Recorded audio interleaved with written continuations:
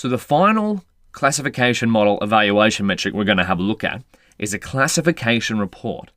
And now, really, a classification report is also a collection of different evaluation metrics rather than a single one. So that's where the report comes from. It's kind of a report back of a number of different parameters evaluating our classification model. Let's see one in action. So from Scikit-learn.metrics, import classification report. To do it, we just pass it some true labels, aka y-test, and some predictions. So once again, this evaluation metric is just comparing the true labels of our data versus the predictions that our model has made. So let's see what happens here. All right, there's a fair few things going on. We got precision, recall, F1 score, support, 0, maybe that's for the class 0, for not heart disease, 1, maybe that's for heart disease. If we come down, we got accuracy, 0.75, macro average, weighted average. What's going on here? Well, let's go to our keynote and have a look at our classification report anatomy. So over here, we see we've got the same thing, so just import classification report. We've done one on the test labels and the predictions. Some slightly different numbers here, what's in our notebook, but that's okay. So what's precision? Well, precision indicates the proportion of positive identifications, so aka the model predicted class 1, which were actually correct. Now, a model which produces no false positives has a precision of 1.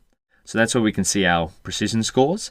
If the model produced no false positives, and we know that our model hasn't because we've looked at the classification or the confusion matrix and we've seen it confused on some examples and it's predicted them as false positives. So our precision scores are a little bit lower than 1. Now, the next one is recall. So recall indicates the proportion of actual positives which were correctly classified. Now, a model which produces no false negatives has a recall of 1.0. And again, we know from our confusion matrix that this isn't the case. So our recall is a little bit lower. Now, our F1 score, a combination of precision and recall. A perfect model achieves an F1 score of 1.0. Okay, so we see our F1 score is not 1.0, but it's still relatively high. Then if we go support, the number of samples each metric was calculated on. So we see here, so this means we look at this, 29. So if we look at that, that's for 0. And down here it's 61. So that means that these metrics here were calculated on 61 different samples. And these metrics along here were calculated on 29 samples which had the class label 0. And that this one is 32 with the class label 1, aka has heart disease. And so if you total these up, 29 plus 32, you get 61. Now, accuracy, we've seen that before. This is just the accuracy of the model in decimal form. Perfect accuracy is 1.0, aka our model is making predictions right 100% of the time if its accuracy is 1.0. Then we have a look at macro average. Now, what is that? It's short for macro average, as you may have guessed. So it's the average precision, recall, and F1 scores between classes. Now, the key here is macro average doesn't take class imbalance into, this should be effect, into or account. So pretend this is a count. So if you do have class imbalances, pay attention to this metric. Okay, so in our case, what is a class imbalance?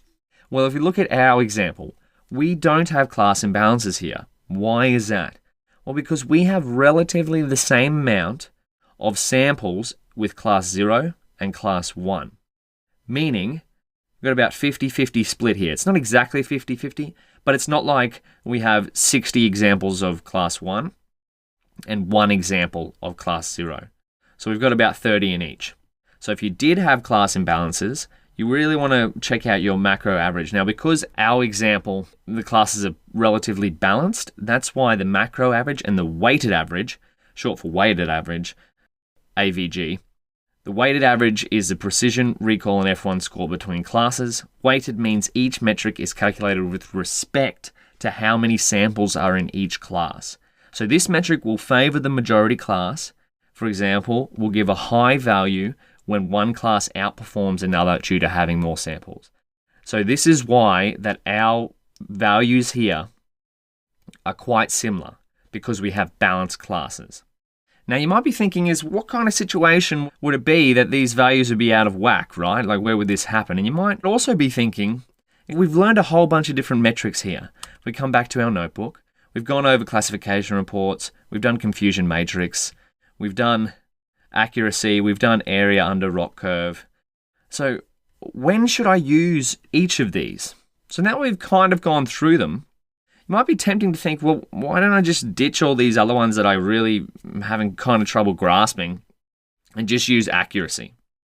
Well, let's have an example. Let's see when other metrics come into play and maybe you shouldn't just use accuracy. Because this is a trap that I got caught in, right? When I first started building classification models, I was like, yes, my model is getting 90+% accuracy. It must be a great model. Let's see a scenario. So for example, let's say there were 10,000 people and one of them had a disease and you're asked to build a model to predict who has it. All right? So let's actually do that. Let's code this up. So this is where precision and recall become valuable. And in fact, all the metrics in our classification report become valuable here. So disease, true. So there was 10,000 people and one of them had a disease. So what we might do is create a NumPy array of 10,000 people. And then we might change one of these. If I can spell disease. So disease 0th index equals 1. So there's only one positive case. Then if we come down here and say our model predicted or disease preds equals NP zeros 10,000. Now this means model predicts every case as 0. All right. And then what we're going to do is create a PD data frame so we can visualize this. Classification report. What if that's what our model did, right? This is what's happening here. Disease true. So there's only one positive case, 1 in 10,000. And we build a model and our model predicts that every single case is 0. So it misses the one prediction. What would happen if we build a classification report? So we go disease true. We go over here. Disease preds. We want to pass this little parameter so it fits nicely into our data frame. So output dict equals true. All right. So what's happening here? If we look at this, this is just another format of this classification report up here. If we didn't do this, it would error out. So this is just to visualize what's going on. True. So this is a prime example, right, of where you want to use another metric other than accuracy, is when you have a very large class imbalance. So in our case, we have a massive class imbalance because in our original data set, disease equals true, there's only one example. So only one example of where the label would be 1 and everything else is 0. We've built a model that just predicts 0 for every case, right? Because it's only one sample, so it's really hard to learn that there's a pattern there for this one particular case. And so what happens is, if we were to measure just accuracy on our model that has predicted 0 for everything, it comes out with an accuracy of 0.99, or in other words, 99%. And so ask yourself, although the model achieves 99.99% accuracy, is the model still useful, right? That's where we look at these other metrics, such as the macro average. That's where we can see, okay, our model's falling down here on the precision. It's actually getting 0 precision for class 1, which makes sense because it didn't even predict class 1. And here, it's getting basically 100% on class 0 because it has only predicted class 0. So this is a kind of use case scenario of where you want to make sure that you're using a wide spectrum of evaluation metrics for your classification models and not just accuracy. And now we've only just touched on some of the metrics that you can use for evaluating a classification algorithm, but there are a few more. So if you want to have a look at more, so we go here, model evaluation, Scikit-learn. We'll look at the documentation. If you come in here, this is a little bit of extracurricular, is to have a look at this section here. So all I've done is gone into the Scikit-learn documentation for model evaluation. We come to classification. We can see a few here, the ones that we've covered.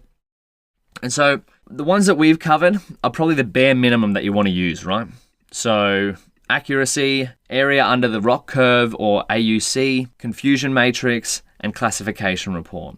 So keep those in your tool bag, and if you need more, be sure to refer to the documentation. So that's going to wrap up our classification specific evaluation metrics.